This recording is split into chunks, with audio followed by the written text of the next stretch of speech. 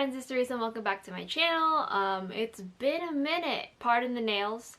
I got them done for a wedding and then this one ripped like on the last day and it's healing, but since everything else, the acrylics were so thick on everything else, I decided to take them off myself and it's still not completely done. You can still see some acrylics left. So I'm gonna go back in sometime, but like yeah, like I could just feel it with how long the nails were that it was just gonna cause a lot of harm if I did not try to take them off sooner than later, so ignore the nails. But yeah, I'm back. If you guys don't follow me or don't watch out for my community post, I did make a post about mid-April saying that my depression had gotten super terrible and I needed to take a breather. So I took a breather for the last, was it 2.5 weeks of April. Got my shit together and I am still gonna take it easy in the month of May. I am transitioning into a new job and a completely new company. So just lots of growing pains while we get there. So it'll be one video a week until otherwise, unless the one video a week does really well, in which case then we'll probably stay that way. Today I'm going to be doing my March and April wrap up. I just finished the last book on this wrap up, so very excited. But let's just kind of get into it. If you guys enjoy this type of videos, hit like, subscribe, comment. I really appreciate everyone's kind of patience while I kind of got my shit together.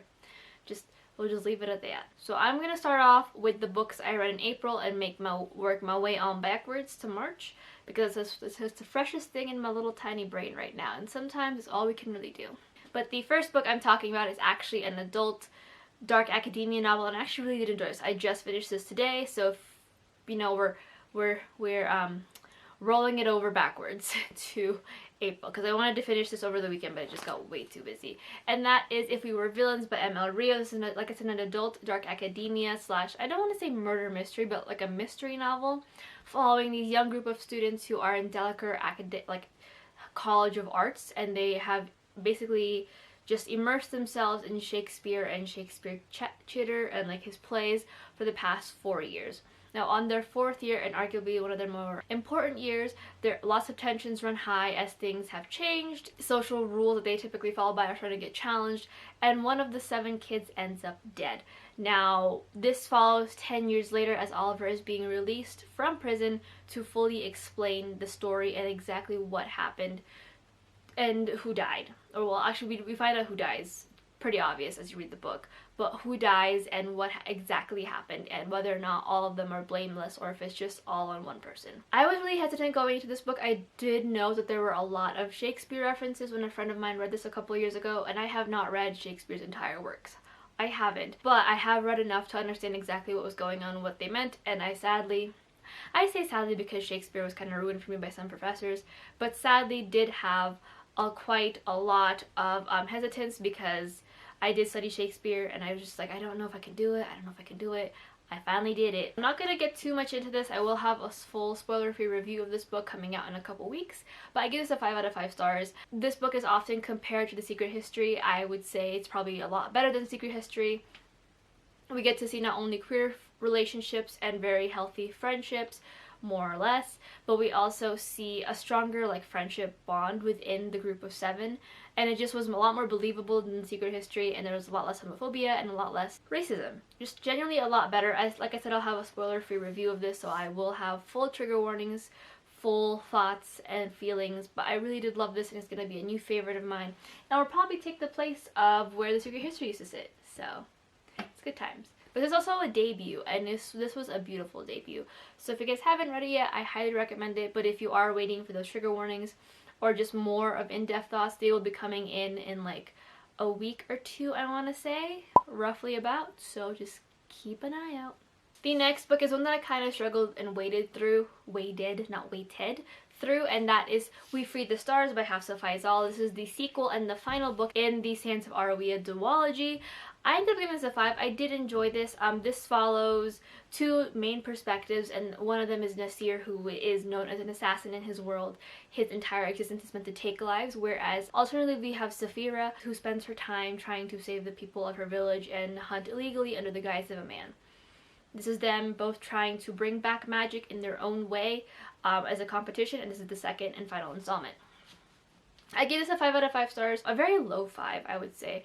I don't know, I think part of it has to do with the fact that I haven't read the first book in like almost a year by now. I read this in I think May or June, so it would have been a year since reading the first book. But I felt like the beginning, it was just rather clunky with the pacing. I know that it takes place directly after the first book. I knew that going in, but I felt like I was reading at a completely different place from where the first book left off. There were so many characters introduced and just a lot of things to process that I had a hard time not only remembering what happened in the first book, but also figuring out where this was going in the second book. And it's just it's a thick book. It's a thick one, but it definitely took a little bit for me to get into, and like I had a hard time picking it up. But also I think it's also because I had a bit of a slump in the middle of like April, so that could also be the reasoning why, but who knows anymore. But I really did enjoy it. I don't think this will end up on any of my top favorites of the year. It's just, again, something about it just felt very disjointed from the first book, despite them being directly after one another, but I still enjoyed it nonetheless. The last book I read in April is actually an audiobook, a graphic novel, and that is Laura Dean Keeps Breaking Up With Me by Mariko Tamaki and Rosemary Valero O'Connell.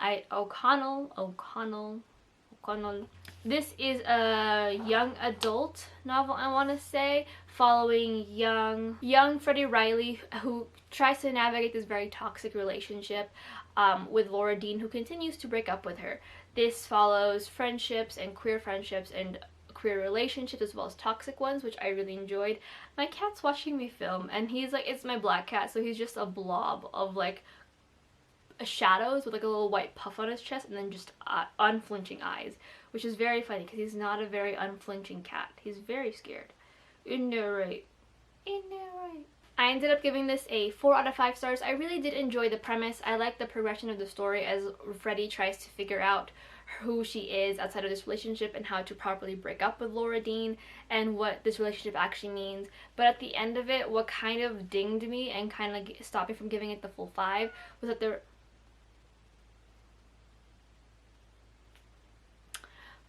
there was too much going on in the book plot-wise for it to feel cohesive and finished by the end of the book. We had a lot of plot lines, a very heavy one pertaining Freddie's best friend and that strained friendship, as well as like a potential other relationship, and it was just weird, and like it did flow well, but I feel like there was just too much packed into it, given the fact that this is supposed to be just about a queer relationship that isn't the healthiest.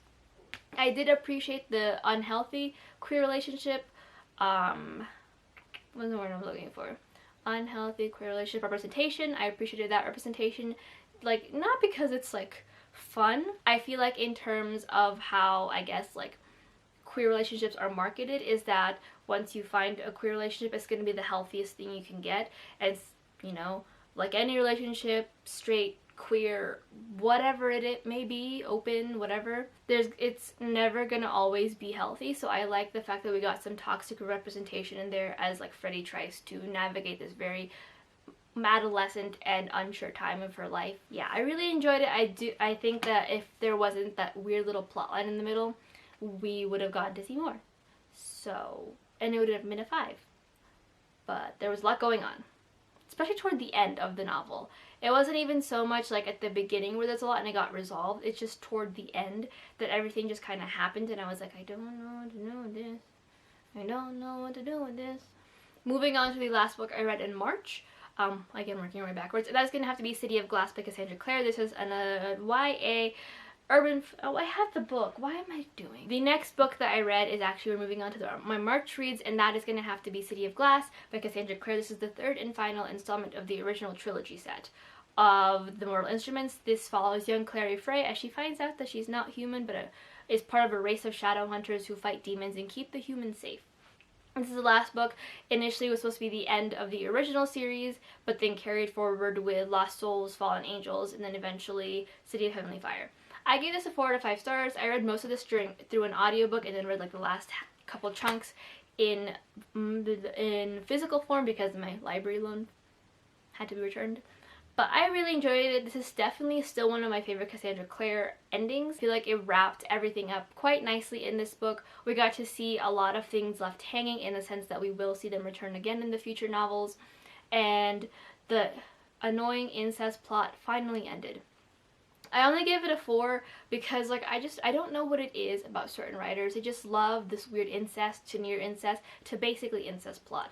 Like not only in this entire novel entire like trilogy we have the Jason Clary, are we siblings, are we not, that eventually gets resolved in this novel. But then we have Clary and Simon who are basically siblings who date in the second book, and then we have Clary and Sebastian, whom are actual siblings who do share a kiss in this book. And it's just like there's too much incest and or near incest or supposed incest that had me being a little like, it's one thing to read it, like my eyes can glaze over moments where it's talking about how they're siblings all the time, but when you hear it so many times talking about like, oh, why would you be freaked out? They're supposed to be siblings. Why are you pining over Clary? She's your sister. I shouldn't want to do the things I want to do with you. You're my sister. It just gets a little weird. Just a little bit. Like genuinely the incest plotline could have ended after the second book, and like this book would have been a total 5. But no, it continued and it somehow got worse. So, but again, it's still one of my favorites of the original like sets of books because it wrapped everything up so nicely, and like it was just so good.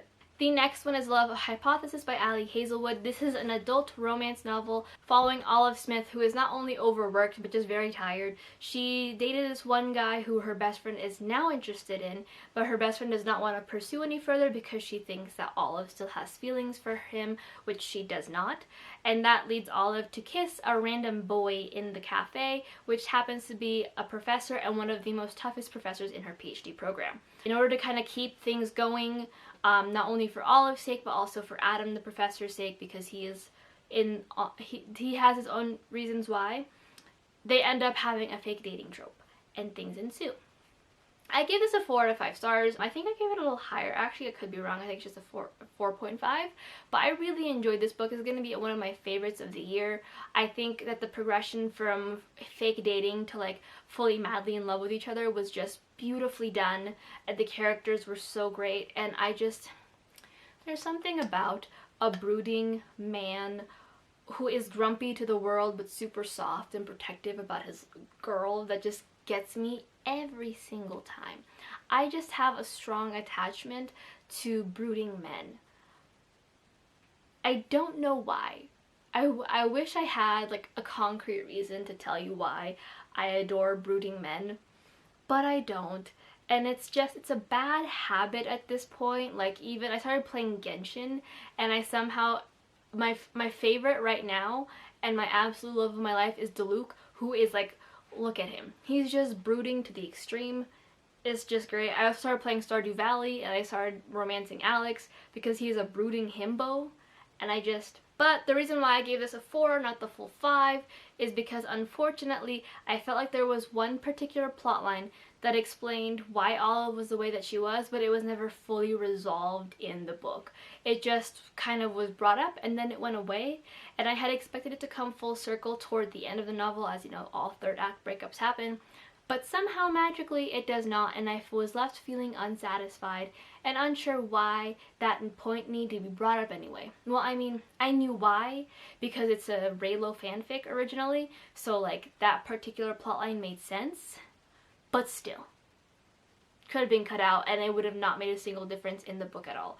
It would have just been like she had commitment issues, which I am okay with. The next one is Payback's a Witch by Lana Harper. This is an adult low fantasy romance novel following Emily Harlow, who ran away from her small town of Thistle Grove after college because of a really bad relationship. Like, it was so bad she ran away. Now she comes back several years after, you know, being more successful and more sure of herself, and runs into her ex once more. Here she's meant to be like this little arbiter, or like the little, like, I guess like mediator of this competition that her town goes through every few years to see which family will rule the town. And she runs into him and nothing has changed. Later, she runs into her best friend and her best friend's new friend, who also happens to be the bad girl of their high school back then, and find out that her best friend dated her ex but got cheated on with the bad girl of the high school, so now they want to plan revenge. I gave this a 2 out of 5 stars. I have a full review of this book linked down below, or currently reading. I don't remember entirely why or which one, but it was just bad. Like, it's just one of those things where it's like, it's been 10 years. 10 years since she graduated. She's now 28, 29, you know, things have happened. And she has not gone through the process of like getting over this really bad breakup. And I get it, toxic breakups are rough. I'm still getting over a few, it's why I'm in therapy. Not only that, but to boot, her best friend, her childhood best friend, dated the guy that ruined her. Like it was nothing because, end quote, it happened 10 years ago. Like at that point, there is no girl code. Girl code does not exist because clearly if you're gonna sit there and go, yeah, this man ran my best friend out of the town, and I'm gonna date him. Like, Emmy needs to get over it because it's been 10 years, but by girl code, should you never date an ex, a friend's ex, if they was toxic and ran them out of town, no matter how long it's been. And the romance was just, there was no chemistry. There was none. I will leave my currently reading or my book review of this down below. It will have all the trigger warnings and it is spoiler free, I believe, for the most part, so you can enjoy that. But yeah, it's just disappointing book. And I had such high hopes for this because I love me a good like fantasy romance, or like a fabulism romance where like magic is just accepted. But then I also had issues with the world building, which is something you should never have if you're just supposed to accept the fact that magic exists in this world. It's just... The next book is going to be Rule of Wolves by Leigh Bardugo. This is a YA high fantasy set in the series after Shadow and Bone, where we follow Nikolai as he kind of traverses through this world. There's another disappointment. It's a 2. I read a full vlog of this so you guys can see, but there were just so many storylines and plot lines that didn't need to happen, that didn't make sense to me, that just felt out of character, out of touch, and just not even fan service, but it felt like she was just trying to reconnect in a way that just did not make sense.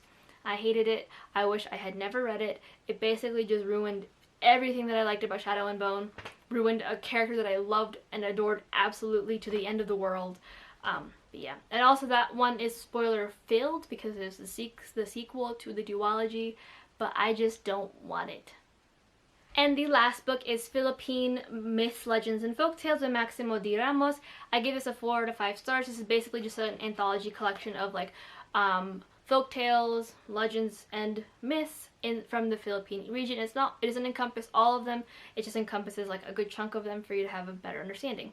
I give this a 4 out of 5 stars. I really did enjoy this. It was a super fun and quick read for me. Great way to get like more in touch of like what I grew up with, because a lot of these stories I did actually end up hearing about when I was a little kid, and some of them I did not.